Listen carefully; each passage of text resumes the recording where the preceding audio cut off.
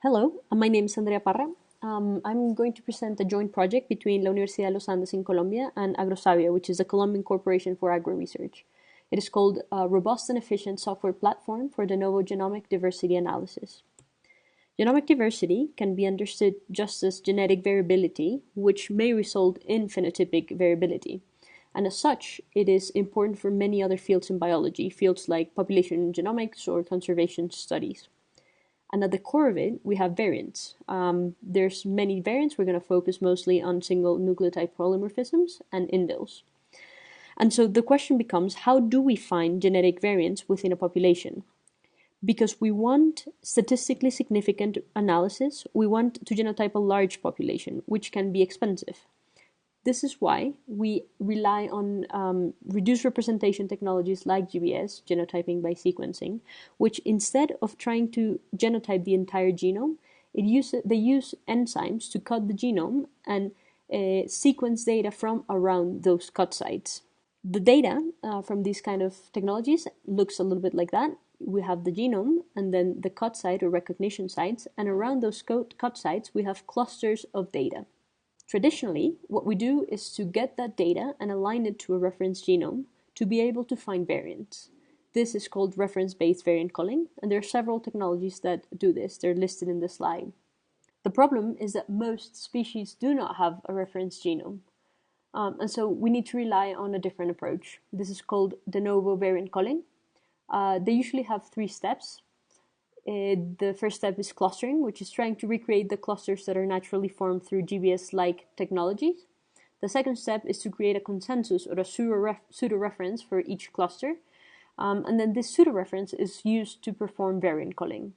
There are several technologies that do this. Stacks is the most popular one. Some of these technologies, however, have important drawbacks. Some of the most important ones being in terms of runtime and information loss. So we set out to create a new algorithm called NGSEP de-novo. Each read is represented by a k-mer, which spans the region of the read with highest sequencing quality. Each cluster is represented by a consensus sequence. Every time a read is added to the algorithm, it is compared to the existing consensus, and allowing one mismatch, it is determined whether a new cluster should be created or it should be added to an existing cluster. If a new cluster is created, this read will become the consensus sequence for that cluster.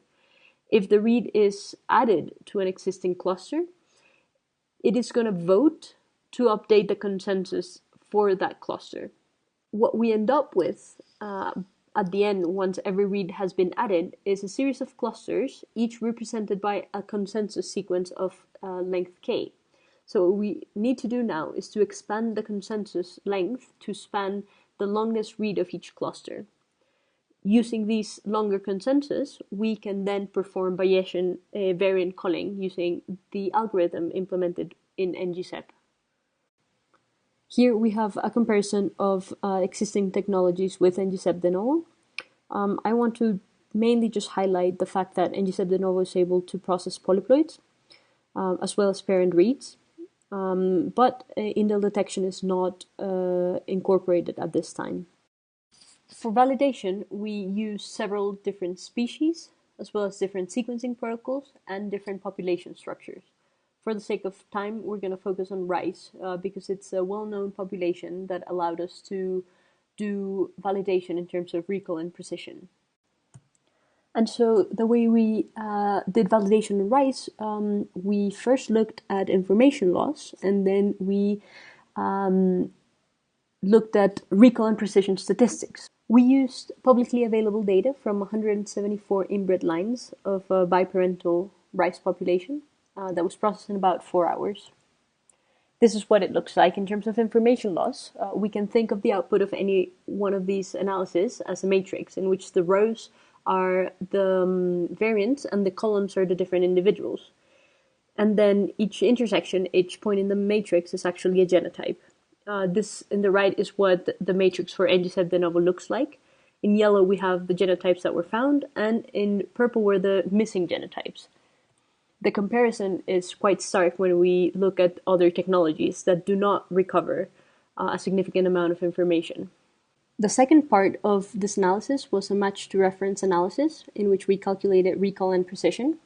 we used the available RISE genome, which is a high-quality reference genome, to perform a guided by reference analysis and discover variants this way. These variants were treated as the gold standard and were then compared to the variants discovered using the de-novo approach. In the graph, we can see the F1 score. The F1 score is the harmonic mean between precision and recall. On the x-axis, we have the quality score, which is the confidence that we have for the variants that were discovered. The higher the F1 score, the better performance the software has. And as we can see, regardless of the different filters that are applied, NGSEP de-novo outperforms the competition. And what's behind this, as I was saying, is the precision and the recall. And as we can see, even though the precision is still better for NGSEP de-novo than for the other technologies, the true difference comes in recall.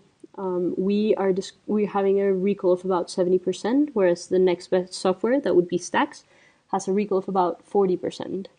This is consistent to what I was saying earlier on missing data.